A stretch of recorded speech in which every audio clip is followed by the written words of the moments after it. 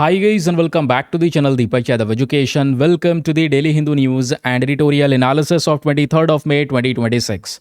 तो गाइज आज है तारीख 23 मई 2026 और है सैटरडे। देखेंगे आज के द हिंदू कंप्लीट न्यूज़पेपर को एनालाइज करेंगे। बट लेक्चर में आगे बढ़ने से पहले अगर आपको इस लेक्चर का पीडीएफ चाहिए तो क्या करना है, सबसे पहले डाउनलोड करना है टेलीग्राम, देन उसके बाद जाके सर्च बॉक्स में लिखना दीपक यादव एजुकेशन यूपीएससी।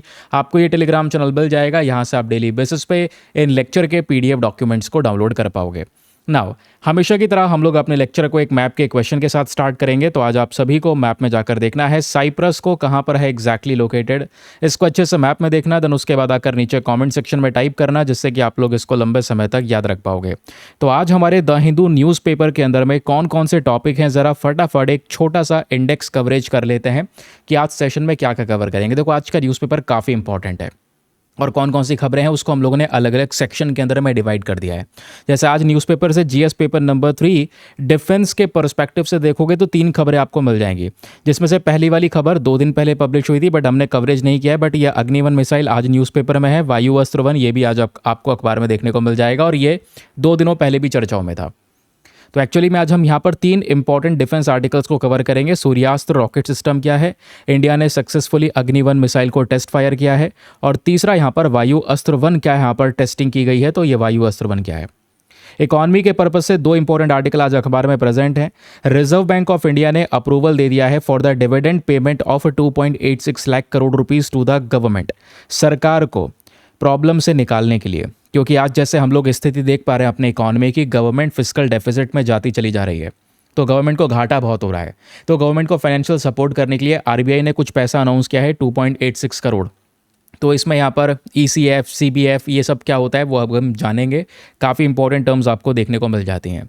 फिर अगला ही इंपॉर्टेंट टॉपिक ये भी है दोस्तों, बैंकिंग सेक्टर। आपने देखा बैंकिंग सेक्टर से बहुत सारा पैसा निकल रहा है, तो बैंकिंग सेक्टर को स्थिर रखने के लिए, मजबूत रखने के लिए आरबीआई ने अलग से 81,590 करोड़ रुपीज़ इंजेक्ट कर दिए हैं, ताकि ये बैंकिंग सिस्टम स्टेबल रहे, बैंकों के पास में पैसा बना रहे और बैंकिंग सिस्टम पूरी तरह से स्थिर बन के चलता रहे। तो हम समझेंगे ये VRR ऑक्शन क्या होता है, क्योंकि इसी प्रोसेस के माध्यम से इन बैंकों को ये पैसा आरबीआई की साइड से दिया गया है। फिर उसके बाद में एक और टॉपिक होने वाला है जिसमें हम डिस्कस करेंगे, गवर्नमेंट ने एक पर्टिकुलर ड्रग है, एक दवाई है जिसको हम लोग कहते हैं, जिसका नाम है प्रेगाबेलिन। तो इसको स्केड्यूल H1 के अंदर में प्रेजेंट कर दिया गया है। अभी तक ये जो दवा है ये ड्रग एक्ट के अंदर स्केड्यूल H में हुआ करती थी, इसको स्केड्यूल H से निकालकर H1 में डाल दिया गया है। इसके पीछे का रीज़न क्या है और ये दोनों स्केड्यूल में क्या फ़र्क होता है, इसको हम लोग समझेंगे। फिर आपका आज का आखिरी टॉपिक बेसिकली आज का एडिटोरियल ऑफ द डे है। एक एडिटोरियल और मिल जाएगा आपको, जहाँ पे प्राइम मिनिस्टर का पिछला 5 कंट्रीज़ का नेशन का टूर हुआ है, वो सब चीज़ें न्यूज़ में है, वो सब हम लोगों ने बहुत बार कवर कर रखा है, तो इतना ज़्यादा खास इंपॉर्टेंट है नहीं। आर्टिकल जो एडिटोरियल आपको मिलेगा आज न्यूज़पेपर में जो बहुत ही ज़्यादा काम का है, वो आपके सामने ये वाला प्रेजेंट है। आर्टिकल कहता है cyber warfare is out spacing global legal accountability. ये साइबर वॉरफेयर जो है ये किस तरीके से आज दुनिया भर की कंट्रीज़ को एक बड़ी प्रॉब्लम में डालता चले जा रहा है, और इंडिया भी एक ऐसा कंट्री है जो डिजिटाइजेशन की तरफ ज़्यादा बढ़ चुका है। तो साइबर अटैक भारत के लिए कितनी बड़ी प्रॉब्लम बन सकता है भविष्य में, वो इस न्यूज़ वाले आर्टिकल में, इस एडिटोरियल में डिस्कस किया गया है। ओके, तो चलिए हम लोगों ने इंडेक्स देखा कि आज सेशन में क्या क्या कवर करेंगे, शुरुआत करते हैं। लेकिन फर्स्ट ऑफ ऑल जितने भी लोग फर्स्ट टाइम चैनल पर जुड़ रहे हैं, मेक श्योर करें चैनल को सब्सक्राइब कर लें, ताकि डेली बेसिस पे ये अमेजिंग सा एनालिसिस आप तक पहुंच सके। एंड द मोस्ट इंपॉर्टेंट चीज़ है कि आप लोगों ने वीडियो पे लाइक का बटन है उसको ज़रूर से प्रेस कर देना है, ताकि मुझे बार बार याद ना दिलाना पड़े और आप लोग बिल्कुल अपना एक सपोर्ट दिखा सकते हैं अपने इन वीडियोज़ के प्रति। चलिए दोस्तों शुरुआत करते हैं फर्स्ट आर्टिकल के साथ। तो मैं आपको सेक्शन पहले बता चुका हूं कौन से सब्जेक्ट से कौन सा आर्टिकल इंपॉर्टेंटली रिलेटेड होगा। तो पहला हम लोग बात करेंगे सूर्यास्त्र रॉकेट सिस्टम के बारे में। यह है हमारा द हिंदू न्यूज़पेपर का प्रीमियम आर्टिकल कि प्राइवेट सेक्टर ने अभी भारत का डीप स्ट्राइक कैपेबिलिटी को मजबूत कर दिया है। एक प्राइवेट कंपनी है जिसने सूर्यास्त्र रॉकेट सिस्टम को बनाया है, और इस रॉकेट सिस्टम में से ढेर सारे रॉकेट्स निकलेंगे। जैसे आपने पिनाका के बारे में सुना होगा, पिनाका को देखा होगा, जिसमें से मल्टी बैरल रॉकेट बहुत सारे निकलते हैं एक साथ, वैसा ही कुछ यहाँ पर ये सूर्यास्त्र रॉकेट सिस्टम है। इसमें से जो सरफेस टू सरफेस स्ट्राइक करने वाले रॉकेट हैं उनकी रेंज लगभग 300 किलोमीटर्स के हिसाब से होगी, 300 किलोमीटर एग्जैक्टली बताया जा रहा है कि 150 से लेकर 300 किलोमीटर के हिसाब से यहाँ पर इसकी रेंज हो सकती है। और याद रखना है सबसे पहली बात, एग्जाम में पता है क्या पूछेगा कि हाल ही में सूर्यास्त्र रॉकेट सिस्टम न्यूज़ में था, ये क्या है? तो ये भारत का पहला indigenous universal multi calibre rocket launcher है। भारत का पहला ऐसा लॉन्चर जो खुद से हम लोगों ने डेवलप किया है। इवन एक प्राइवेट कंपनी ने यहाँ पर इसके ऊपर में बहुत सारा काम किया है। ओके, आई होप आपको ये जो क्लैरिटी है वो मिली है इस आर्टिकल के बारे में, क्या डिस्कशन एग्जैक्टली हो रहा है। तो इंडिया ने एक बहुत ही इंपॉर्टेंट सक्सेस को अचीव कर लिया है in terms of defence technology. और हमने क्या टेस्ट कर लिया है, सूर्यास्त्र रॉकेट सिस्टम। रिसेंटली यहाँ पर इसकी टेस्टिंग की गई है। तो ये भारत का पहला खुद का बनाया हुआ multi calibre rocket launcher system है। बनाने वाली जो कंपनी है उसका नाम है NIBE लिमिटेड। इन्होंने ही और भी अभी कुछ इंपॉर्टेंट सिस्टम्स को बनाया हुआ है, मैं आगे वो उसके बारे में भी समझाऊंगा। तो जब हम सूर्यास्त्र रॉकेट सिस्टम की बात करते हैं तो इसको बनाया गया है एक प्रिसीजन अटैक के लिए, कि सटीक तरीके से अपने टारगेट को ये हिट कर सके। स्पेशली इसके लिए कि भाई अगर हमें एनिमी की पोजीशन मिल जाए, दुश्मन की पोजीशन मिल जाए, है ना, कमांड सेंटर्स मिल जाए, रडार स्टेशन मिल जाए, या कोई और लॉजिस्टिक हब है, तो उन सब टेरिटरीज़ को घुस कर अटैक किया जा सकता है इस पर्टिकुलर सूर्यास्त्र रॉकेट सिस्टम से। ये एडवांस कैटेगरी का है, तो बड़े बड़े डिस्टेंस को ये हिट कर सकता है। आप खुद समझो, रेंज 300 किलोमीटर, 300 किलोमीटर की दूरी पर अगर हमारा दुश्मन होगा, हम उसको भी डिस्ट्रॉय कर सकते हैं अपना इस मिसाइल का इस्तेमाल करके। सेकेंड चीज़ दोस्तों, यहाँ पर इस मिसाइल में एक हाई मोबिलिटी सिस्टम देखने को मिल जाएगा। मोबिलिटी मतलब इसको इधर से उधर पूरे सिस्टम को ले जाया जा सकता है, क्योंकि इसके अंदर जो हमने यूज़ किया है वो टाटा ट्रक का यूज़ किया गया है। और एक टाटा ट्रक के अंदर में आप देखोगे तो ऐसे 12 मिसाइल्स लगाए जा सकते हैं, यानी 6x6 यहाँ पर ये पूरा जो पॉड है उसका यूज़ किया जाता है। आप देख रहे हैं ऐसे करके 3 3 6, ठीक है, फिर 9 और 3 यहाँ पर 12, तो ऐसे 12 मिसाइल्स आपको देखने को मिलेंगे। जैसे हमारा पिनाका है कुछ उसी प्रकार से, मैंने आपको पहले भी बोला था। ठीक है, अब ये मल्टी टारगेट कर सकता है, यानी अलग अलग टारगेट्स को एक साथ हिट करना हो तो वो वाली क्षमता भाई इसके पास में है ना। इवन ये सिस्टम बहुत ही ज़्यादा एक्यूरेट है, सटीक तरीके से अपने टारगेट को हिट करता है। देखो, कोई भी वेपन सिस्टम अगर अपने टारगेट को बहुत सटीक तरीके से हिट करता है तो उसमें एक टर्म यूज़ की जाती है, याद रखिएगा, उस टर्म का नाम है circular error probable. Circular error probable, ये बहुत एक्यूरेट सिस्टम है, CEP के साथ में आता है। तो जहाँ पे टारगेट हुआ, सेट किया हमने, उस एक्चुअल टारगेट को ये हिट करता है, ये इसकी खास बात है। आई होप ये क्लैरिटी मिली है। देन उसके बाद में इसमें हम लोग क्या कर सकते हैं, जो पॉड है, जैसे हमने ये मिसाइल लगाई है ना इसके अंदर में, कि हम ये वाला पॉड कैसा लग रहा है, मिसाइल दागने के लिए है, कि भाई इसमें मिसाइल फिट करो और एक साथ एक के बाद एक लगातार 12 मिसाइल दागी जा सकती हैं और अलग अलग जगहों को टारगेट बनाया जा सकता है। सिंपल। लेकिन दोस्तों, ये जो पूरा पॉड सिस्टम आपने देखा है, इसको चेंज किया जा सकता है। खास बात यह है, चेंज मतलब क्या, मिसाइल के अलावा हम इससे कुछ और भी दाग सकते हैं। बिल्कुल, क्या स्काई स्ट्राइकर सुसाइड ड्रोन्स को इससे दागा जा सकता है, यानी ड्रोन्स भी यहाँ पर इससे छोड़े जा सकते हैं। एक ऐसे ड्रोन जो 100 किलोमीटर ट्रैवल कर सकते हैं और अपने टारगेट को ढूंढते ढूंढते उस टारगेट में सीधा हिट करेंगे। अपने आप का मतलब जो ड्रोन है वो पूरी तरह से डिस्ट्रॉय हो जाएगा, लेकिन जिस टेरिटरी को हिट करेगा उसको भी पूरी तरह से डिस्ट्रॉय कर लेगा। इसीलिए इसको हमने सुसाइड ड्रोन्स का नाम दिया है। तो इसको भी लॉन्च यहाँ पर कर सकता है ये पर्टिकुलर सूर्यास्त्र रॉकेट सिस्टम। याद रखना, केवल इसमें मिसाइल दागने की कैपेबिलिटी नहीं है, इसका पॉड इंटरचेंजेबल है, तो उसको चेंज करके हम अलग अलग प्रकार के हथियार इससे दाग सकते हैं। ओके, इस पूरे के पूरे सिस्टम को GPS, इनर्शियल नेविगेशन सिस्टम, इन सब के साथ में जोड़ दिया गया है। बिल्कुल एक कंप्लीट फायर कंट्रोल सिस्टम के थ्रू यहाँ पर इसको एड अप करा गया है। तो एग्जामिनेशन में आप लोगों से पूछ सकता है, बताओ हाल ही में सूर्यास्त्र न्यूज़ में था, ये क्या है? तो ये भारत का पहला indigenous universal multi barrel calibre rocket launcher system आपको देखने को मिल जाएगा। ठीक है, बाकी बेसिक फैक्ट आपको, रेंजेस वगैरह जो भी सब कुछ मैंने बता दिया है। क्वेश्चन यह है, क्या भारत ने इसको लोनली या खुद से अकेले डेवलप किया है? ऐसा नहीं है। इजराइल का एक सिस्टम है जिसका नाम है एल्बर्ट सिस्टम, उसके अलावा भारत की कंपनी है NIB लिमिटेड। इन दोनों ने मिलकर एग्जैक्टली यहाँ पर काम किया है, याद रखिएगा। ठीक है, क्लियर हो गया? आई होप आपको यहाँ पर अच्छी तरीके समझ में आ चुका है। तो पुणे बेस्ड कंपनी ने इजराइल की कंपनी के साथ मिलकर ये काम किया। ओके, और इसके अंदर में एक और फीचर मिलता है दोस्तों, और वो फीचर है शूट एंड स्कूट कैपेबिलिटी। यानी कि ये जो पूरा रॉकेट सिस्टम है, मैंने बताया इसको ट्रक के ऊपर में माउंट किया गया है, तो ये अपने टारगेट को हिट करके इधर से उधर दूसरी जगह पर फटाफट इसको चेंज कर सकते हैं, जिससे दुश्मन हमारे इस पूरे सिस्टम को अटैक ना कर ले। तो जगह यहाँ पर बदली जा सकती है जल्दी जल्दी। ये इसका एक बहुत बड़ा फीचर देखने को मिल जाता है। ठीक, कंप्लीट हुआ पहला आर्टिकल। चलिए अगले न्यूज़ आर्टिकल में आते हैं। बहुत ध्यान से चीज़ों को सुनते चलना, बिल्कुल कंसंट्रेशन के साथ में। लास्ट में आपका टेस्ट लिया जाएगा पूरे लेक्चर के बेसिस पर, प्रीलिम्स के पर्सपेक्टिव से भी और मेंस के पर्सपेक्टिव से भी। उस टेस्ट को अटेम्प्ट करना, अपना जो भी स्कोर आएगा उसको नीचे कमेंट सेक्शन में लिखना। पता चलेगा आपने कितना कंसंट्रेशन से पूरे लेक्चर को बढ़िया तरीके से सुना है। ठीक है। चलिए, अब इस अगले आर्टिकल पर बढ़ने से पहले आप लोग सोच रहे होंगे सर ये शानदार सा पीडीएफ कहाँ पर मिलेगा जिसमें हर एक इंपॉर्टेंट इन्फॉर्मेशन है, न्यूज़पेपर के आर्टिकल्स, न्यूज़पेपर के स्क्रीनशॉट्स एंड उसके साथ साथ उनके बनाए हुए नोट्स। तो ये जो पीडीएफ है हिंदी इंग्लिश दोनों भाषाओं में आप लोगों को प्रोवाइड करवाया जाता है, लेकिन केवल और केवल हमारे पेड ग्रुप में और कहीं नहीं। पेड ग्रुप को ज्वाइन करने का फ़ी पेमेंट बहुत मिनिमम है। देखिए आपके सामने सारी डिटेल है। Just 499 for the life time access. जब तक आपका सिलेक्शन ना हो जाए तब तक आप 499 में इस ग्रुप को ज्वाइन करके रख सकते हैं। ज्वाइन करने के लिए करना क्या है, व्हाट्सअप नंबर आपको दिख रहा होगा 8534873368। इस नंबर पर मैसेज कर देना कि I want to join this group. आपको रिप्लाई मिलेगा, पेमेंट का प्रोसेस दिया जाएगा, डेमो वीडियो का लिंक मिलेगा और याद रखना हिंदी इंग्लिश दोनों भाषाओं में। वन टाइम इन्वेस्टमेंट है आपका, ठीक है। करंट अफेयर्स की जो टेंशन है वो आधे से ज़्यादा टेंशन या स्पेशली न्यूज़पेपर पढ़ने की जो टेंशन होती है वो खत्म हो जाएगी, क्योंकि न्यूज़पेपर को बहुत शानदार तरीके से नोट्स के फॉर्म में डिकोड किया जाता है कि भाई इसमें से पढ़ना क्या क्या है।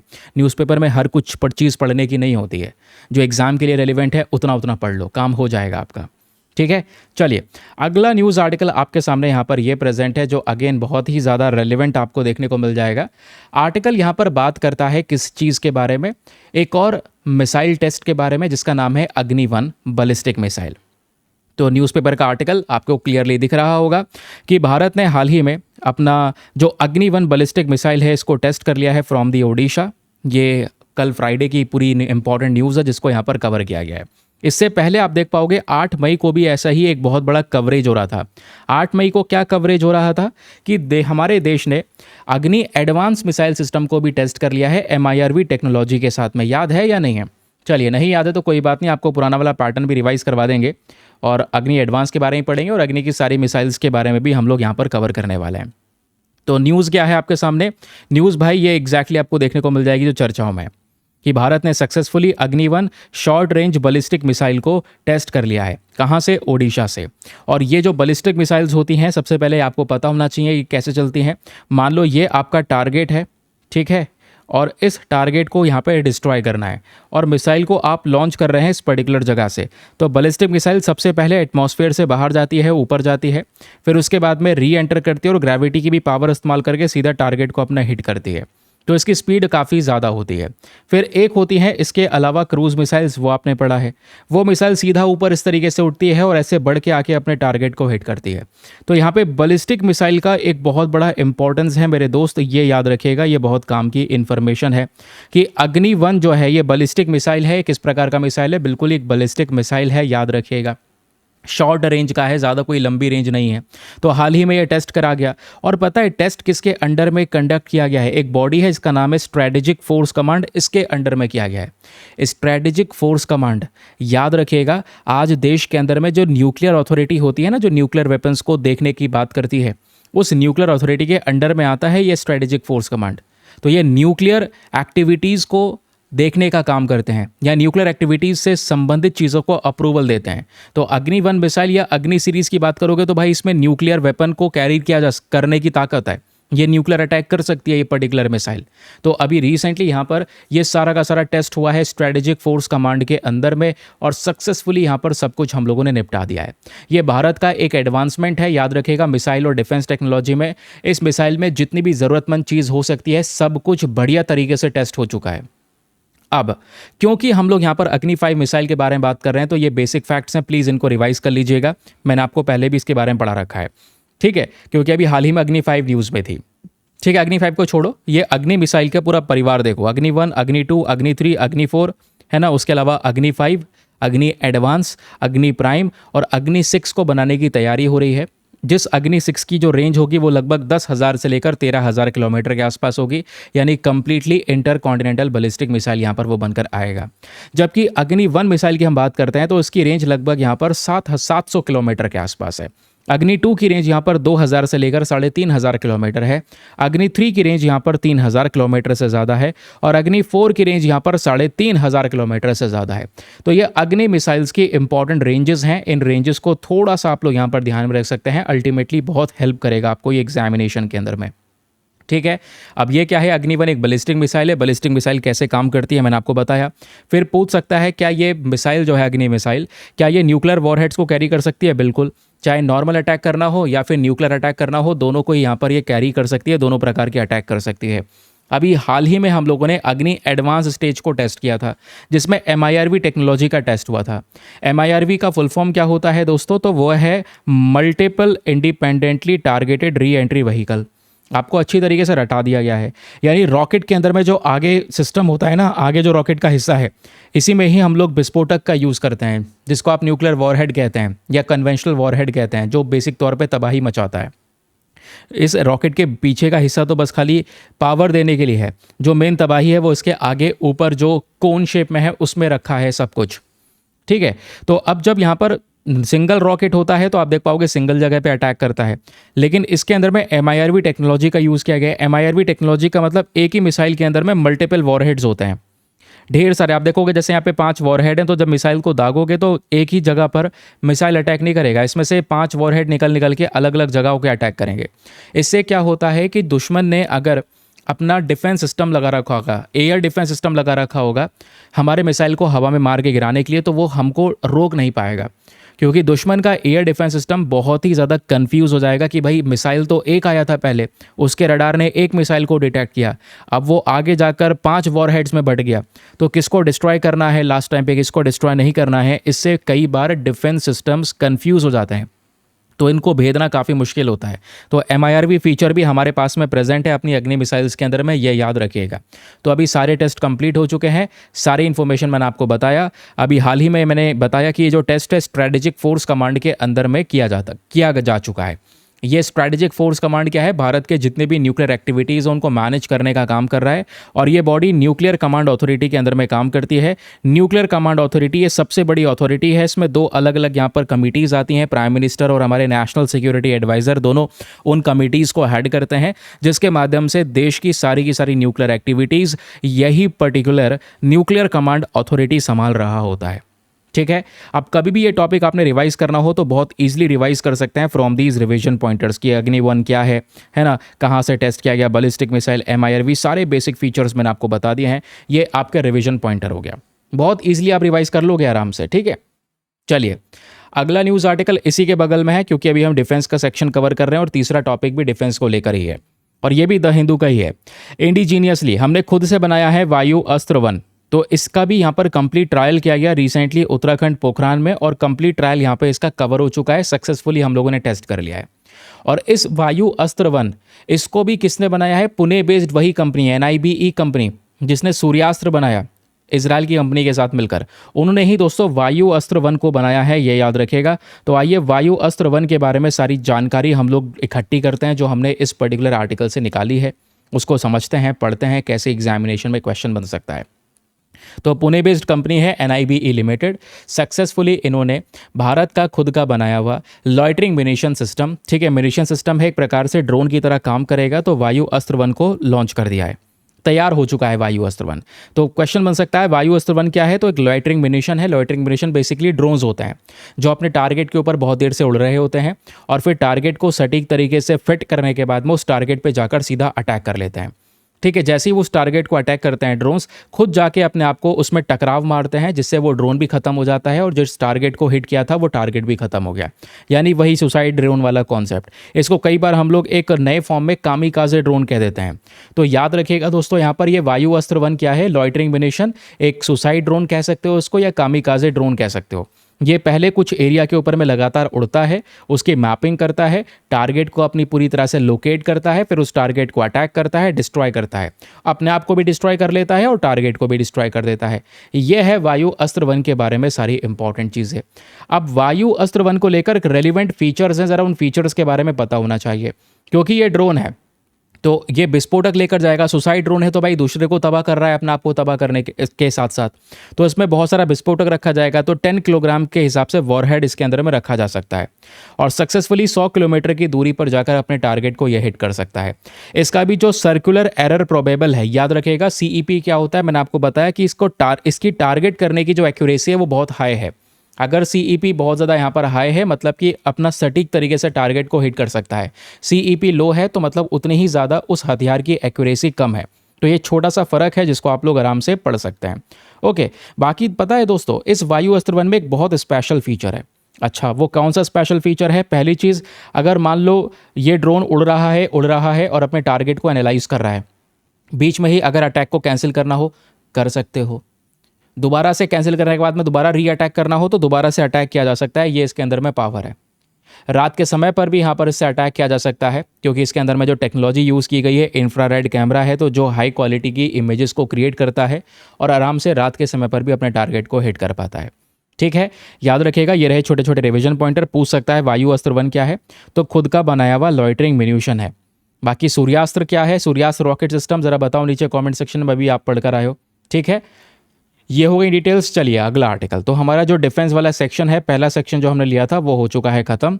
अगला सेक्शन दोस्तों हमारा शुरू होता है इकोनॉमी का, यानी जीएस पेपर नंबर 3 पर जंप कर रहे हैं।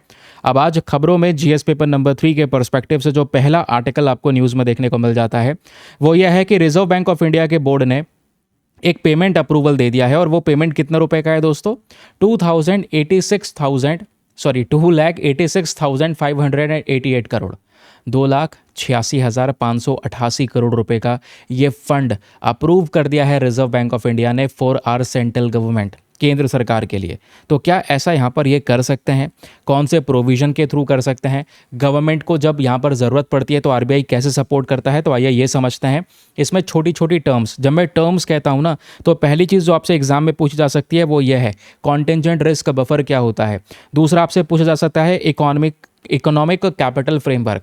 और मेरे हिसाब से पता है क्या लग रहा है, इस बार जो भी प्रीलिम्स का पेपर है, इस बार क्या कल आपका पेपर है, एग्जामिनेशन है 24 मई को, तो पॉसिबिलिटी है दोस्तों यहाँ पर इसको लेकर एक क्वेश्चन मिल सकता है, क्योंकि ये आज न्यूज़ में नहीं है, इससे पहले ये मतलब लास्ट ईयर भी मई के महीने में न्यूज़ में रह चुका है।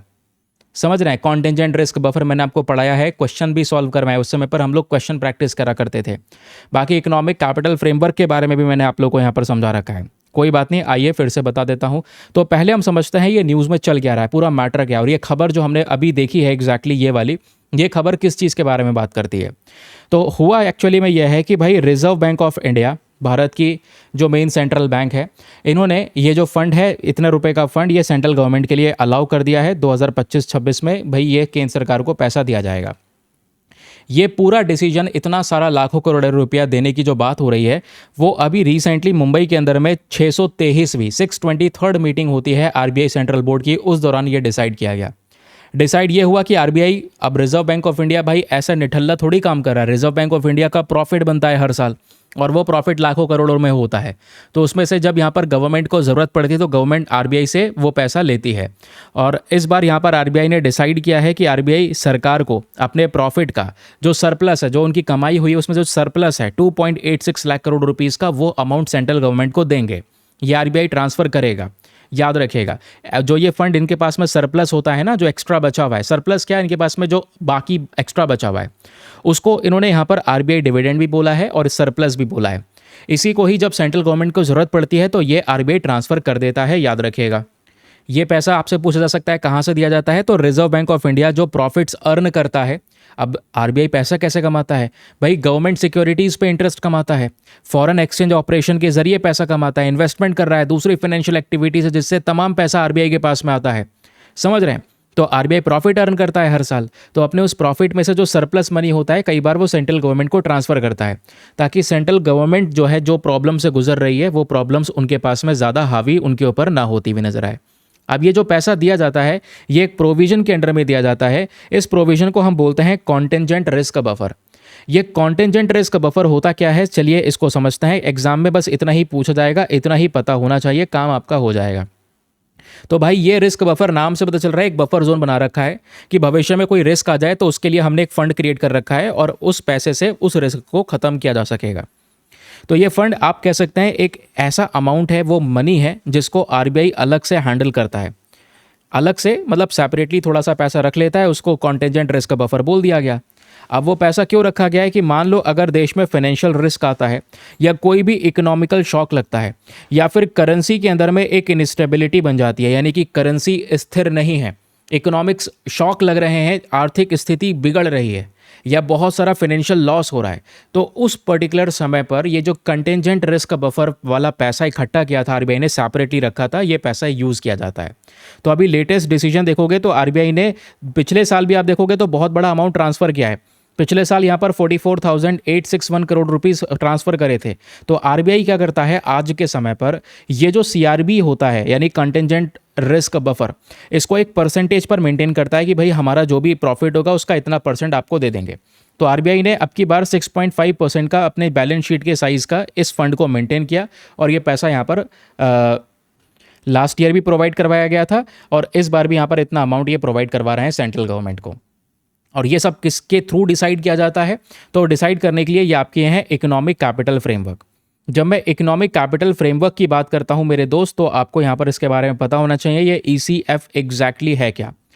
ठीक है, ये वो फ्रेमवर्क है। फ्रेमवर्क की जब बात करते हैं तो हम रूल्स एंड रेगुलेशन यानी उन नियम कानूनों की बात कर रहे हैं, वो नियम कानून जो डिसाइड करते हैं कि कितना सरप्लस, कितना पैसा होगा जो आरबीआई यहाँ पर गवर्नमेंट को ट्रांसफर कर सकता है अपने प्रॉफिट का, या कितना पैसा आरबीआई को अपने पास में अपने रिजर्व्स में भंडार में रखना होगा।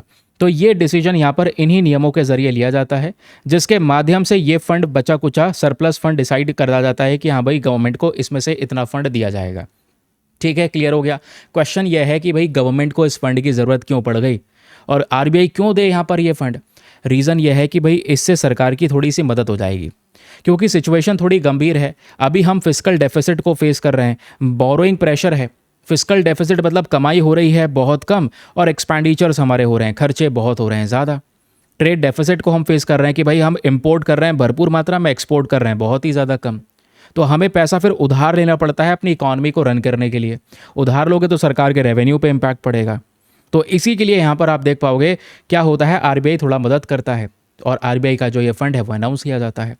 आई होप आपको एक क्लैरिटी मिल चुकी है और इसको हम बोल देते हैं सीआरबी कॉन्टेंजेंट रिस्क बफर। और कॉन्टेंजेंट रिस्क बफर को डिसाइड करने के लिए जो नियम लगता है वो आपका ईसीएफ से नियम आता है, जो हमने डिस्कस किया। क्या डिस्कस किया? इकोनॉमिक कैपिटल फ्रेमवर्क के बारे में, ईसीएफ। समझ गए? छोटा सा पॉइंट था। देखो इस पूरे न्यूज़ आर्टिकल को कितना बेहतरीन तरीके से आप लोगों ने समझ लिया है। यही टर्म्स आपसे पूछी जाएंगी। इकोनॉमी का एक और टॉपिक आपके सामने प्रेजेंट है जो अगेन बहुत ही ज़्यादा काम का है।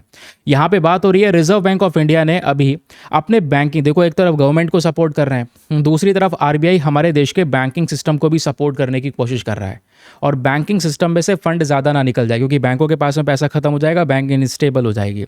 और हम आरबीआई को क्या बोलते हैं? Bankers of the bank. ठीक है, सभी बैंकों का डैडी है वो। सभी बैंक की जब यहाँ पर खतरे में आते हैं तो उस समय पर आरबीआई आता है प्रोटेक्शन देने के लिए, वो सेंट्रल बैंक है। तो आरबीआई ने यहाँ पर आज की स्थिति देखते हुए, क्योंकि सिचुएशन आ चुकी है ट्रांजिएंट लिक्विडिटी की। अब देखो ये बहुत छोटी छोटी टर्म्स है इकोनॉमी के अंदर में, इसी से ही यहाँ पर खेल खराब हो जाता है। अभी हम समझेंगे ट्रांजिएंट लिक्विडिटी क्या होती है। जब सिचुएशन बैंक के पास में पैसा थोड़ा सा कम हो रहा हो, कैश कम हो रहा हो, तो इस दौरान यहाँ पर आरबीआई कह रहा है हम 81,590 करोड़ 81,590 करोड़ रुपए इन बैंकिंग सिस्टम के अंदर में डालने वाले हैं। और ये 3 दिन के लिए डाला जाएगा वाया वीआरआर ऑक्शन। वीआरआर होता है वेरिएबल रेट रेपो। ठीक है, एक तो रेपो रेट होता है, ये तो आप लोगों को पता है ना। एक ये है वेरिएबल रेट रेपो। अब ये वेरिएबल रेट रेपो क्या होता है इसको मैं समझाऊंगा, क्योंकि ये भी ऐसा एक टूल है जहां पे आरबीआई थोड़े समय के लिए, क्योंकि हमें पता है कि ये प्रॉब्लम थोड़े समय की है, इसके बाद यहाँ पर डील हो जाएगी। तो 3 दिन का यहाँ पर ये ऑप्शन अनाउंस कर दिया। भाई बैंकिंग सिस्टम में पैसों की कमी हो रही थी, तो शॉर्ट टर्म बेसिस पे ध्यान रखना, जब भी शॉर्ट टर्म बेसिस पर थोड़े समय के लिए बैंकिंग सिस्टम को पैसा दिया जाता है, आरबीआई के थ्रू यहाँ पर वो पैसा दिया जा रहा है, एक इंटरेस्ट रेट पे दिया जाता है, तो उसको यहाँ पर वेरिएबल रेट रेपो बोला जा रहा है। बहुत ही टेम्पररी, बहुत ही शॉर्ट टर्म पीरियड के लिए, यहाँ पर 3 दिन के लिए दिया जा रहा है। समझ रहे हैं ना, ताकि बैंक थोड़ा सा स्टेबल बने रहे, उन पे ऐसी ना हो स्थिति बिल्कुल खराब हो जाए। तो ये जो फंड्स यहाँ पर दिए गए हैं इस बार, तो वो एक परसेंटेज पर दिए गए हैं, एक इंटरेस्ट पर दिए गए हैं। जैसे यहाँ पर वो जो परसेंटेज आर्टिकल में दी गई है वो है 5.26% के हिसाब से। ये इसी तो रेपो रेट कहते हैं। अच्छा, रेपो रेट क्या होता है? रेपो रेट बेसिकली वो इंटरेस्ट रेट है जहाँ पर RBI reserve bank of India जो पैसा है वो देता है किसको? सभी कमर्शियल बैंक्स को। कमर्शियल बैंक जब पैसा बोरो करते हैं आरबीआई से, पैसा को मतलब ले रहे हैं, लोन ले रहे हैं, तो इंटरेस्ट भी देते हैं वो। जो वो इंटरेस्ट पे करते हैं वही हमारा फिर रेपो रेट कहलाता है। और वेरिएबल रेट रेपो क्या हो जाएगा? वेरिएबल मतलब ये फिक्स नहीं है भाई, है ना, ये चेंज होता रहेगा। और ये थोड़े समय के लिए, शॉर्ट टर्म, बहुत ही ज़्यादा शॉर्ट टर्म बेसिस के लिए, कुछ दिनों के लिए सपोर्ट दिया जाता है यहाँ पर आरबीआई के थ्रू हमारे बाकी सभी कमर्शियल बैंक्स को। क्योंकि आरबीआई का ये फीचर है भाई, कमर्शियल बैंक को उनकी बुरे समय पर सपोर्ट करना। तो वो सपोर्ट करता है इन सब अलग अलग मेथड्स के माध्यम से। समझ गए क्या सिचुएशन चल रही है? तो अब न्यूज़ को समझाने की मुझे नहीं लगता ज़रूरत पड़ेगी, न्यूज़ क्या चल रही है। अब यहाँ पर इसका थोड़ा सा मैं आपको सिंपल शब्दों में समझा देता हूँ इससे होगा क्या। क्योंकि कई बार क्या होता है, जैसे जो बैंक्स होती हैं, जैसे आज भी हमारी जो बैंक्स हैं उनमें कैश का टेम्पररी शॉर्टेज हो जाता है। ये ज़्यादा समय के लिए नहीं, कुछ दिनों के लिए क्या होता है, कैश का शॉर्टेज हो गया। ठीक है, अब कैश का शॉर्टेज हो गया तो किसी को लोन चाहिए तो भाई लोन कहाँ से देंगे वो, किसी को पेमेंट चाहिए होगी तो वो पेमेंट नहीं कर पाएंगे, कोई कस्टमर पैसा विड्रॉ करने आया होगा उसको पैसा नहीं दे पाएंगे। तो इस शॉर्ट टर्म कैश शॉर्टेज की प्रॉब्लम को ख़त्म करने के लिए आरबीआई टेम्पररी बेसिस पर कुछ समय के लिए अपना वीआरआर प्रोविज़न यानी वेरिएबल रेट रेपो का इस्तेमाल करके कुछ दिनों के लिए पैसा इन बैंक को दे देता है, ताकि अपने दिन ब दिन की ज़रूरत है, किसी को लोन देना हो, किसी की पेमेंट सेट करनी हो, कस्टमर का विड्रॉवल हो, वो सारे काम ये बैंक्स अपने सारे कर सकें। तो इस पर्टिकुलर केस में आप देख पाओगे रिजर्व बैंक ऑफ इंडिया ने बैंक को 3 दिन के लिए जो टोटल अमाउंट दिया है वो लगभग 81,590 करोड़ रुपीस दिया गया है। ठीक है, अब हमने देखा आर्टिकल में एक दो वर्ड्स यूज में आ रहे थे, लिक्विडिटी चर्चाओं में था। लिक्विडिटी के अलावा इकोनॉमी का एक और टर्म ट्रांजिएंट लिक्विडिटी चर्चाओं में था। ये क्या होता है, देखो इकोनॉमी के अंदर में जो लिक्विडिटी होता है उसका मतलब होता है कैश। लिक्विडिटी का मतलब पैसा, लिक्विडिटी का मतलब कैश। याद रखना, कितना कैश आपके पास में अवेलेबल है, आपके बैंकिंग सिस्टम के पास में कितना कैश प्रेजेंट है, करंट कैश प्रेजेंट है, उसको लिक्विडिटी कहते हैं। हाई लिक्विडिटी का मतलब बैंक के पास में बहुत सारा पैसा है लोगों को लोन देने के लिए, बोरो अगर कोई करना चाहता है उनको देने के लिए। और अगर लो और टाइट लिक्विडिटी की कंडीशन आ जाएगी, मतलब बैंक के पास में कैश का शॉर्टेज हो गया है, समझ रहे हैं, तो लोन बहुत कॉस्टली हो जाते हैं। अब इन दोनों के सिचुएशन के हिसाब से ट्रांजिएंट लिक्विडिटी क्या होता है फिर, ट्रांजिएंट लिक्विडिटी मतलब टेम्पररी शॉर्टेज। अगर टाइट लिक्विडिटी की कंडीशन है तो मतलब लंबे समय के लिए यहाँ पर कैश का शॉर्टेज हो गया है। लेकिन ट्रांजिएंट लिक्विडिटी के अंदर में क्या होता है, टेम्पररी शॉर्टेज, थोड़े समय के लिए कैश के फ्लक्चुएशन की वजह से बैंकिंग सिस्टम में थोड़े समय के लिए कैश का शॉर्टेज हो गया है। तो उस दौरान यहाँ पर आरबीआई आता है मदद करने के लिए। और आरबीआई किसके जरिए मदद करता है, वेरिएबल रेट रेपो के जरिए। तो अब आपको एक और टर्म समझना है, इकॉनमी के अंदर में न्यूज़पेपर में जो भी चीज़ें हों उसके जो छोटे छोटे कॉन्सेप्ट्स होते हैं वो ही क्लियर हो गए ना, आप गेम जीत जाओगे, क्योंकि कॉन्सेप्ट्स ही पूछता है एग्जामिनेशन में। तो टर्म आता है दोस्तों आपका यहाँ पर ये वाला वेरिएबल रेट रेपो। ये क्या है ज़रा इसको समझते हैं। ये एक ऐसा टूल है जिसको आज reserve bank of India use करता है शॉर्ट टर्म फंड्स को प्रोवाइड करवाने के लिए टू द बैंक्स। ये हमने उधर समझ लिया। तो बैंक अगर आरबीआई से थोड़े समय के लिए पैसे को बोरो कर लेंगे और जो इंटरेस्ट रेट डिसाइड हो जाएगा कि भैया ठीक है इतना ब्याज हमको दे देना, इतने दिन का ब्याज बन जाएगा, तो ये वेरिएबल है। ये रेट हमेशा चेंज होता रहता है, ऐसा नहीं है बहुत फिक्स्ड रेट है, इसलिए इसको वेरिएबल रेट रेपो कहा गया है। ओके, सिचुएशन समझ में आ गया। अब यहीं पर एक और चीज़ आती है, ओवरनाइट कॉल मनी रेट।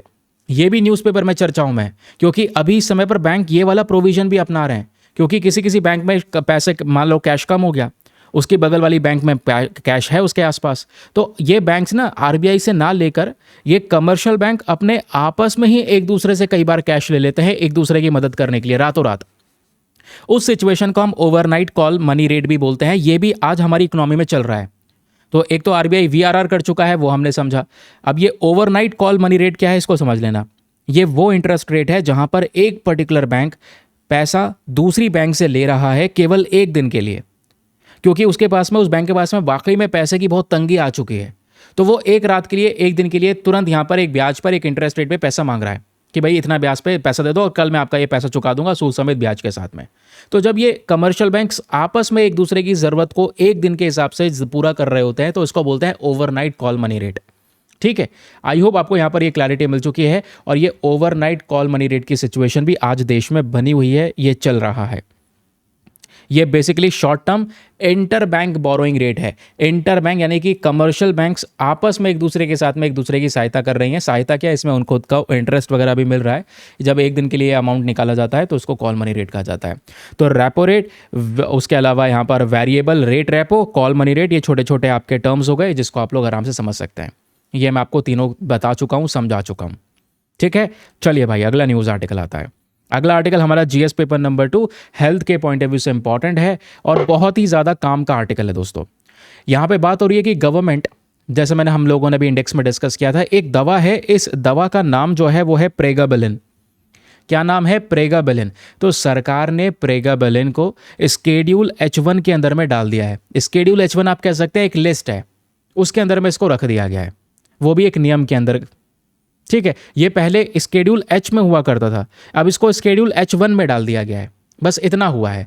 ऐसा क्यों? मेन कारण क्या है? क्योंकि प्रेगेबिलिन का दोस्तों मिसयूज हो रहा था। लोग इसको एज अ ड्रग्स के तौर पे कंज्यूम करना शुरू करने लगे, नशे के तौर पर उनको फायदा हो रहा था, इसलिए यहां पर इस दवा का यूज हो रहा था। तो गवर्नमेंट ने यह कदम उठाया, प्रेगेबिलिन को स्केड्यूल एच से स्केड्यूल H1 के अंदर में डाल दिया।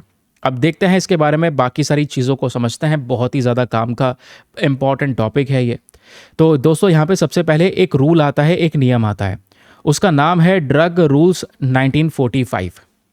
तो इसी नियम के अंदर में अलग अलग लिस्ट बना रखी है। तो इसमें एक लिस्ट है स्केड्यूल H और दूसरी लिस्ट है स्केड्यूल H1। स्केड्यूल H में थोड़ी रिस्ट्रिक्शन कम है, स्केड्यूल H1 में थोड़ी रिस्ट्रिक्शन ज़्यादा लग जाती है। तो ये दवा को पहले बहुत आराम से लोग इस्तेमाल कर रहे थे, परचेज कर रहे थे, क्योंकि वो स्केड्यूल H में थी। अब दिख रहा है कि भाई इस्तेमाल नहीं, उसका वो दुरुपयोग कर रहे हैं, नशे के लिए इस्तेमाल कर रहे हैं, तो उसको उठाकर स्केड्यूल H1 में डाल दिया गया ताकि इस पर रिस्ट्रिक्शन लगा दी जाए। पता है H1 में आने से क्या होता है? H1 में आने से बेसिकली अगर वो दवा आप किसी मेडिकल से परचेज करना जाओगे तो वो मेडिकल वाला पहले आपका नाम पूछेगा, पेशेंट का नाम, किसने परचेज किया है, एड्रेस, ये सारी डिटेल्स उसको लिख लेता है। ठीक है, जिससे यहाँ पर डिटेल्स रहे, रिकॉर्ड्स रहे, किसने ये दवा परचेज किया और कितनी कितनी परचेज कर रहा है। समझ रहे हैं? जिससे कि क्या होगा, वो व्यक्ति को थोड़ा सा डर रहेगा, और या फिर अगर वो ओवर यूज़ कर रहा होगा तो हमें पता चल जाएगा कि हाँ भाई ये बहुत सारी दवा ले रहा है, उसको बार बार नहीं दिया जाएगा। क्योंकि आज यही हो रहा है ना, इसका मिस यूज़ करा जा रहा है, एक हाई ओवरडोज करा जा रहा है नशा करने के लिए। तो इसलिए यहाँ पर स्केड्यूल H से स्केड्यूल H1 में डाला जा रहा है। तो आइए मैं आपको दोनों स्केड्यूल समझाऊंगा। पहले हम प्रेगेबिलिन के बारे में बात कर लेते हैं। एग्जाम में पूछा जा सकता है कि भाई हाल ही में प्रेगेबिलिन नाम की एक चीज़ चर्चाओं में थी, ये क्या है? तो ये एक मेडिसिन, एक ऐसी दवा है जिसको बेसिकली आज हम इस्तेमाल करते हैं दर्द के लिए, क्रोनिक पेन के लिए यूज़ किया जाता है, या नर्व पेन के लिए यूज़ किया जाता है। ठीक है, नसों में जो दर्द होती हैं उसके लिए यूज़ होता है, या फिब्रोमेल्गिया के लिए यूज़ होता है। और साथ ही साथ यहाँ पर जो कुछ न्यूरोलॉजिकल डिसऑर्डर होते हैं, दिमागी संबंधित बीमारियाँ होती हैं, उसको डील किया जाता है प्रेगेबिलिन के माध्यम से। या फिर ब्रेन के अंदर में जब एक्स्ट्रा इलेक्ट्रिकल सिग्नल्स चल रहे होते हैं, सीजर्स को ट्रीट करने के लिए भी यहाँ पर इस प्रेगेबिलिन का यूज़ होता है। मेनली दिमागी संबंधित समस्याओं को ये डील करता है। और ये दवा दोस्तों याद रखिएगा कौन सी कैटेगरी से बिलोंग करती है, इसको बोलते हैं गेबेनपेनिडोन्सिस। ठीक है, गेबापेंटिनॉइड्स, गेबापेंटिनॉइड्स, ये पर्टिकुलर ग्रुप आप कह सकते हैं, इस ग्रुप से यहाँ पर ये दवा बिलोंग करती है। अच्छा, जो ये गेबापेंटिनॉइड्स होती हैं, इनका मेन पर्पस क्या होता है? ये वो उस प्रकार की दवा होती हैं जो बेसिकली सेंट्रल नर्वस सिस्टम के लिए हैं, यानी दिमाग के लिए दवा बनाई गई है। यही प्रेगेबिलिन भी इसी तरीके से दिमागी संबंधित समस्याओं के लिए दवा को बनाया गया था। लेकिन हुआ क्या, मार्केट में इसको स्केड्यूल H में कवर किया गया था, तो इसका मिसयूज हो रहा था। क्योंकि स्केड्यूल H में नॉर्मली कोई भी दवा होगी तो आप उसको मतलब बिना किसी नॉर्मल रेगुलेशन के कहीं से भी परचेज कर सकते हैं। लेकिन हुआ क्या, बहुत लोगों ने गलत इस्तेमाल शुरू करना स्टार्ट कर दिया इस दवा को। वो ऐसा कि नींद आने लगे, हमें थोड़ा हल्का हल्का महसूस होने लगे, इसके लिए ये बेफालतू में दवा को कंज्यूम करना शुरू कर दिया। कुछ तो यहाँ पर यूफोरिक इफेक्ट जो होता है ना, उसको एंजॉय करने के लिए दवा का यूज़ करने लगे। ऐसा होता ही है, आज मेडिकल इंडस्ट्री में इतनी सारी सिरप है, इतनी सारी दवा है जिसको कई बार नशे के तौर पे लोग यूज़ कर रहे होते हैं, वही केसेस वाली दवा के साथ में। कुछ लोग यहाँ पर डिसोसिएटिव इफेक्ट्स के लिए यूज़ कर रहे हैं, यानी कि अपनी अवेयरनेस को पूरी तरह से यहाँ पर ख़त्म कर लें। एक इंसान बेसिकली कहने का मतलब है हाई करने को, अपने आप को नशे में ले जाने को, नशे में अपने आप को ले जाने के लिए ये यूज़ करता है इस पर्टिकुलर प्रेगेबिलिन का। अब मेनली यहाँ पर कहाँ पे नशे के तौर पे इस दवा का यूज़ हो रहा है? पंजाब के अंदर में, हरियाणा के अंदर में, उसके अलावा नॉर्थ इंडिया के कुछ और भी पार्ट्स हैं जहाँ पर इस दवा का यूज़ हो रहा है। ठीक है, अब इसीलिए यहाँ पर इसको स्केड्यूल H1 में कवर कर दिया गया। अब स्केड्यूल H1 में कवर करने के पीछे का रीज़न क्या है? रीज़न यह है कि भाई स्केड्यूल H1 में वो जो भी मेडिसिन होती है उसके ऊपर में एक स्ट्रिक्ट मॉनिटरिंग होना ज़रूरी है। स्ट्रिक्ट मॉनिटरिंग बोले तो भाई उसके ऊपर सख्त निगरानी बना के रखना होगा। स्केड्यूल H1 के अंदर में जितनी भी दवा आपको देखने को मिलेंगी, ड्रग्स देखने को मिलेंगी, उनको आप ऐसे बिल्कुल नॉर्मली बेच नहीं सकते। जब बेचोगे तो भाई पहले वो व्यक्ति लिखवा कर लाएगा किसी मेडिकल प्रैक्टिशनर से कि भाई उसने इसको दवा रिकमेंड किया है, कोई डॉक्टर होगा, हाई प्रोफेशनल होगा, उसने लिखा होगा, तभी यहाँ पर आप उसको दवा दोगे। ठीक है, और ऐसे भी नहीं दोगे, वो लिखवा के लाया भी है तब भी यहाँ पर आपने एक सेपरेट रजिस्टर बनाना है और उसमें लिख लेना है कि भाई ये व्यक्ति है, यहाँ रहता है और इसने इस दवा को परचेज़ किया है। पता चलता रहेगा, ये बार बार आएगा तो रिकॉर्ड सारे मेंटेन रहेंगे। इससे क्या होगा, इस पर हम लोग अच्छी तरीके से देख पाएंगे कि हाँ कौन इसका मिसयूज़ कर रहा है। और जो मैन्युफैक्चरर्स हैं, जितने भी दवा को बनाते हैं, वो स्केड्यूल H1 को प्रिंट करते हैं।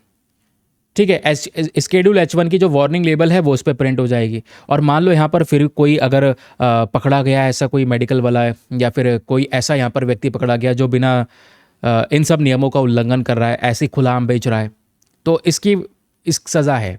इसके ऊपर में एक पेनल्टी चार्ज की जाती है ड्रग्स एंड कॉस्मेटिक्स एक्ट 1940 के अंडर में, ये याद रखिएगा। तो ये एक्ट भी लागू होता है। तो स्केड्यूल H और स्केड्यूल H1 में क्या फ़र्क है ये हमने समझा। स्केड्यूल H बेसिकली यहाँ पर ड्रग्स को प्रेस्क्राइब करा जाता है विद नॉर्मल रेगुलेशन, इसमें कोई भी ज़्यादा सख्ती नहीं है। जबकि H1 में आप देख पाओगे तो स्ट्रिक्टली उसको मॉनिटर किया जाता है और ये चेक किया जाता है कि भाई उस दवा का कहीं से किसी भी प्रकार से दुरुपयोग ना हो सके। क्योंकि बहुत सारे देश हैं, फॉर एग्जांपल यूनाइटेड किंगडम की हम बात कर रहे हैं, उन्होंने भी प्रेगेबलिन को लेकर सारे नियम जो हैं उनको टाइटन कर दिया है, क्योंकि वहाँ पर भी इसका ओवरडोज हो रहा था, ओवरडोज की वजह से डेथ हो रही थी लोगों की। तो इस वजह से यहाँ पे पब्लिक हेल्थ की प्रोटेक्शन का क्वेश्चन आता है। तो गवर्नमेंट यहाँ पर भी पब्लिक हेल्थ को प्रोटेक्ट करने के लिए इस दवा को स्केड्यूल H से स्केड्यूल H1 में डाल रही है। तो ये नाम याद रखिएगा, स्केड्यूल H क्या है, स्केड्यूल H1 क्या है, इन दोनों के अंदर में क्या प्रोविजंस होते हैं सेपरेटली, वो पता होना चाहिए। ओके, चलिए भाई अगला न्यूज़ आर्टिकल बेसिकली ये है आज का हमारा एडिटोरियल ऑफ द डे।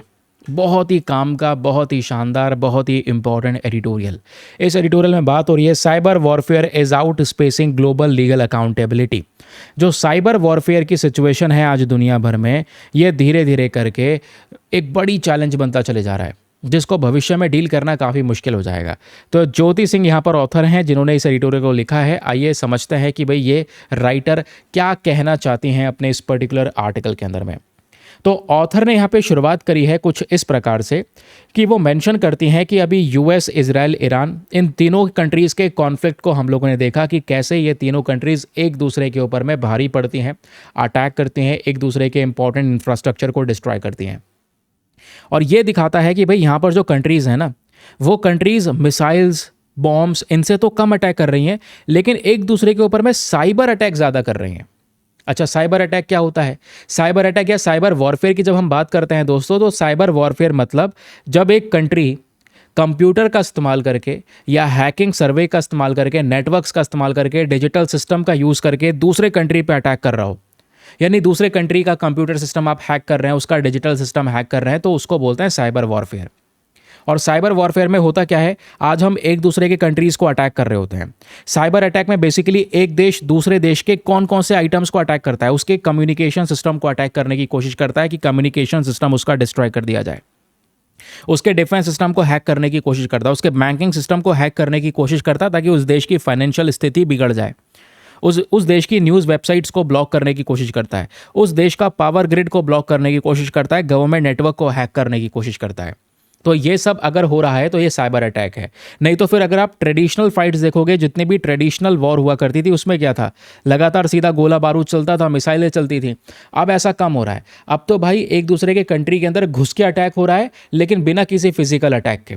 कोई आपस में एक दूसरे को वैसे नुकसान नहीं पहुंचा रहे, लेकिन एक दूसरे के इंफ्रास्ट्रक्चर को डिस्ट्रॉय किया जा रहा है साइबर अटैक के माध्यम से।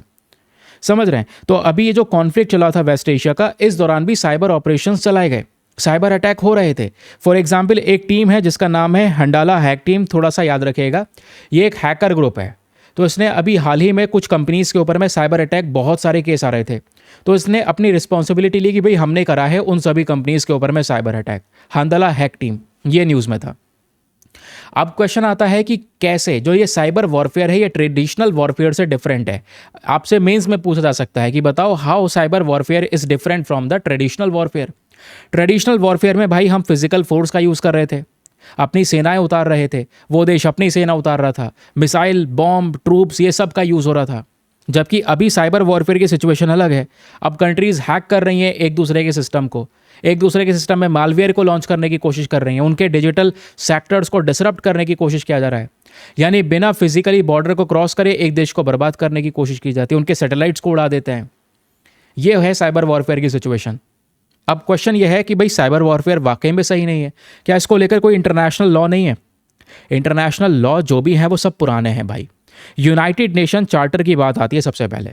यूनाइटेड नेशन चार्टर का आर्टिकल 2 क्लॉज नंबर 4 इस बार बहुत न्यूज़ में रहा है, आपको इसके बारे में ज़रूर से पता होना चाहिए। तो ये जो यूनाइटेड नेशन चार्टर है, आर्टिकल 2 क्लॉज नंबर 4, ये क्या कहता है? ये कहता है कि भाई ये जो कंट्रीज़ हैं, अलग अलग देश हैं, इनको एक दूसरे के खिलाफ अपनी फोर्सेस का यूज नहीं करना चाहिए, है ना। उन कंट्री की सॉवरेनिटी के खिलाफ, टेरिटोरियल इंटीग्रिटी के खिलाफ अपनी सेनाओं का इस्तेमाल मत करो भाई, क्यों लड़ रहे हो। प्रॉब्लम पता है क्या है? ठीक है सर, आप कंट्रीज कह रही है नहीं कर रहे हैं हम अपनी सेना का इस्तेमाल, लेकिन साइबर अटैक कर रही हैं। फिजिकली तो एक दूसरे के कंट्री में थोड़ी जा रहे हैं, वो साइबर अटैक कर रहे हैं, एक दूसरे के सिस्टम को हैक कर रहे हैं, पावर ग्रिड्स को हैक कर रहे हैं, डिफेंस सिस्टम को हैक कर रहे हैं। तो मेन चैलेंज ये है कि हमारे पास में जो रूल्स एंड रेगुलेशन है, इंटरनेशनल लॉज अगर प्रेजेंट हैं, तो उसमें साइबर वॉरफेयर की चर्चा नहीं हो रही है, क्योंकि ये भाई आज का एक मॉडर्न वॉरफेयर मेथड है, और जो पुराने लॉज है उसमें ट्रेडिशनल वॉरफेयर मेथड्स को शामिल करा गया है, नॉट दिस साइबर वॉरफेयर और साइबर अटैक। ठीक है। अब क्वेश्चन आता है भाई साइबर वॉरफेयर में चैलेंज क्या है? चैलेंज यह है कि इसमें आप आइडेंटिफाई भी नहीं कर सकते। आप कह दोगे कि हाँ भाई आपको पता नहीं है, आप उसका पता नहीं लगा पा रहे, आपके पास में एग्जैक्टली सोर्स नहीं है कोई, क्या आप सीधा सीधा कह दोगे नहीं इस कंट्री ने मेरे ऊपर साइबर अटैक किया है? किसी पे बिना प्रूफ के इल्ज़ाम नहीं लगा सकते, क्योंकि हैकर्स जो हैं ऐसी थोड़ी हैकर्स कहलाते हैं भाई, अपनी पहचान को छुपा के रखते हैं, मल्टीपल नेटवर्क का यूज़ कर रहे हैं, फॉरेन सर्वर्स का यूज़ कर रहे हैं, बहुत सीक्रेटली एक दूसरे के साथ में ऑपरेट करते हैं वो, तो पकड़ना बहुत मुश्किल है। तो आप किस पे इल्ज़ाम लगाते रहोगे? अटैक हो भी गया तो पहली प्रॉब्लम तो यह है। दूसरा, लैक ऑफ लीगल इन्फोर्समेंट, कानून कोई है ही नहीं। साइबर अटैक अगर हो भी गया तो इंटरनेशनल कोर्ट ऐसे केसेस को कैसे हैंडल करेगा? कौन जाएगा कोर्ट के अंदर में? किसका रिप्रेजेंटेशन होगा? क्या पता किसने अटैक किया है? तीसरी प्रॉब्लम है डिफिकल्ट इन कलेक्टिंग एविडेंस। अगर साइबर एविडेंस इकट्ठा भी हो गया तो इसमें टेक्निकल डेटा, डिजिटल ट्रेल्स, बहुत सारी और भी चीज़ें होंगी, फिर भी यहाँ पर आप प्रूव नहीं कर पाओगे कि भाई किसने अटैक किया है, कितना डैमेज यहाँ पर हुआ है, डैमेज भी आप नहीं बता सकते। तो ये है साइबर वॉरफेयर का नया सिचुएशन। और दोस्तों साइबर वॉरफेयर ही नहीं, आज साइबर क्राइम बढ़ता चले जा रहा है। साइबर क्राइम बहुत सारे क्रिमिनल्स कर रहे हैं, लोगों से एक्सटॉर्शन कर रहे हैं, लोगों से पैसा ऐंठ रहे हैं, इलीगल तरीके से पैसा उनका हैक किया जा रहा है।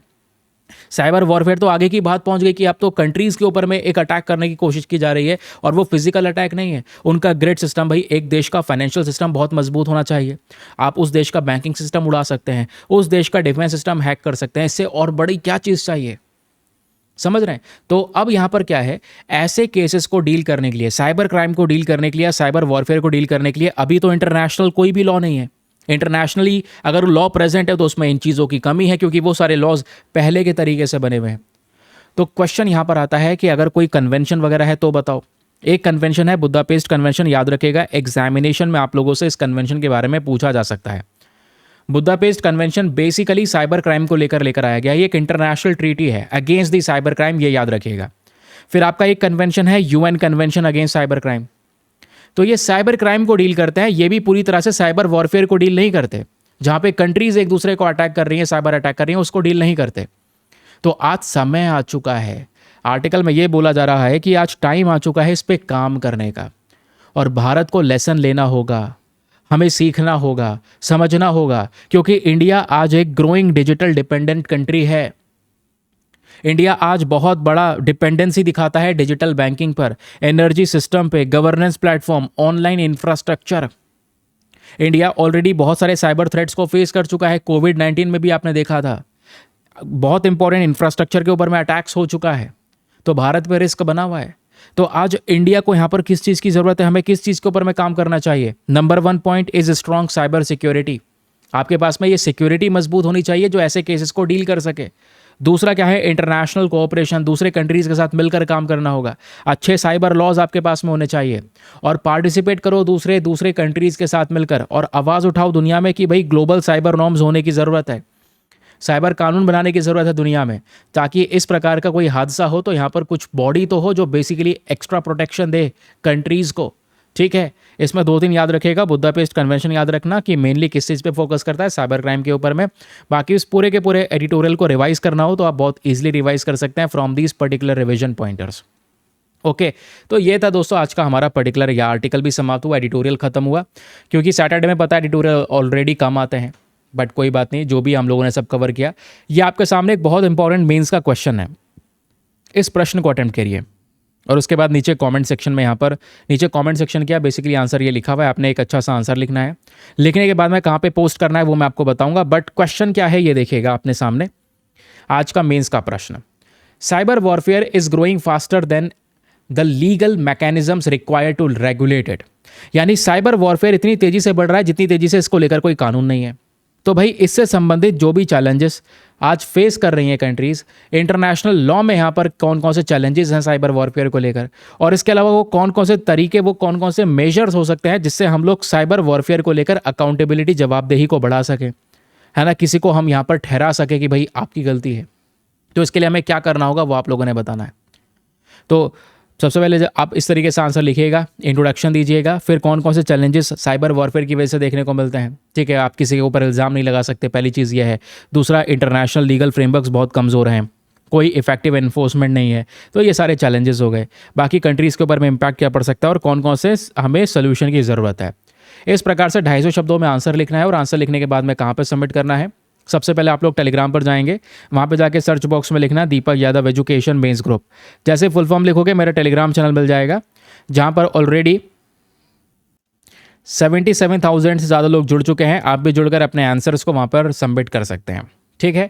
अब जो भी हम लोगों ने दोस्तों आज पूरे डिस्कशन में कवर किया है, मैंने स्टार्टिंग में बोला था भाई बिल्कुल अपना अटेंशन बना के रखना, कंसंट्रेशन बना के रखना, क्योंकि क्या किया जाएगा, आप लोगों का टेस्ट लिया जाएगा। तो चलिए अब एक एक करके मैं आपको क्वेश्चंस दे रहा हूं, उन क्वेश्चंस के आंसर्स फटाफट नीचे कमेंट सेक्शन में लिख दो। रिक्वेस्ट आप लोगों से सभी क्वेश्चंस को नीचे कमेंट सेक्शन में इन सभी के आंसर्स को लिख देना, ठीक है। चलिए दोस्तों, क्वेश्चन नंबर 1 आपके सामने प्रेजेंट है। With reference to Suryastra rocket system consider the following system statements. तो सूर्यास्त्र रॉकेट सिस्टम को लेकर 3 स्टेटमेंट हैं, बताना है कौन सा स्टेटमेंट सही है। पहला, क्या यह भारत का पहला खुद का indigenous universal multi calibre rocket launcher system है। दूसरा, क्या इसको यहाँ पर डीआरडीओ ने अकेले बनाया है। तीसरा, क्या ये लॉइटरिंग म्यूनिशंस यानी कि क्या ये स्काई स्ट्राइकर ड्रोन्स वगैरह भी लॉन्च कर सकता है। अगर मिसाइल सिस्टम है तो क्या ड्रोन वगैरह भी लॉन्च कर सकता है। तो बताएं कौन सा स्टेटमेंट सही है। ऑप्शन है 1 and 2 only, B 2 and 3 only, C 1 and 3 only, या फिर डी तीनों के तीनों स्टेटमेंट्स यहाँ पर करेक्ट हैं। अगला क्वेश्चन आपके सामने प्रेजेंट है। With reference to MIRV technology consider the following statements. MIRV को लेकर 3 स्टेटमेंट है, बताना है कौन सा स्टेटमेंट सही है। पहला, ये जो MIRV इनेबल्ड मिसाइल होती है, ये मिसाइल मल्टीपल वॉरहेड्स को कैरी कर सकती है। दूसरा, हर एक वॉरहेड जो होता है MIRV मिसाइल में, वो केवल और केवल एक ही टारगेट पे हिट करता है, अलग अलग जगह पर नहीं गिरता। तीसरा, जो MIRV टेक्नोलॉजी है ये आज एक लड़ने की जो क्षमता है उसको और ज़्यादा बढ़ा देती है। तो बताएं कौन सा स्टेटमेंट सही है। ऑप्शन नंबर है 1 only, B 1 and 3 only, C 2 and 3 only, या फिर डी तीनों के तीनों स्टेटमेंट सही हैं। अगला क्वेश्चन आपके सामने आता है स्ट्रेटेजिक फोर्स कमांड के बारे में। ये जो कमांड है भारत की, ये बॉडी जो है पर्टिकुलरली ये किस चीज़ से एसोसिएटेड है ये बताना है। क्या ये साइबर वॉरफेयर ऑपरेशन से एसोसिएटेड है, बेटर रोड कंस्ट्रक्शन से एसोसिएटेड है, या न्यूक्लियर आर्सनल का मैनेजमेंट करती है बॉडी, या फिर मैरीटाइम सर्विलांस यानी समुद्र के ऊपर निगरानी बनाने का इसका काम है।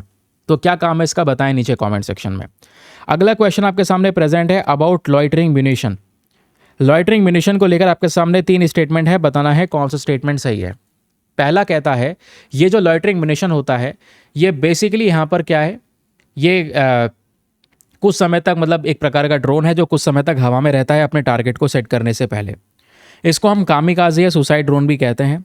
इसका जो CEP होता है ये यूज़ किया जाता है ताकि इसकी एक्यूरेसी को टारगेट किया जा सके।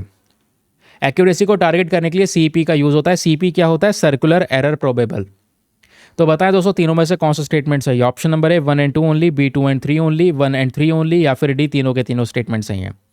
चलिए फिर यहाँ पर एक टर्म आता है, देखते हैं आपको कितना पता है सर्कुलर एरर प्रोबेबल के बारे में। यह टर्म किस चीज़ से एसोसिएटेड है ये बताना है।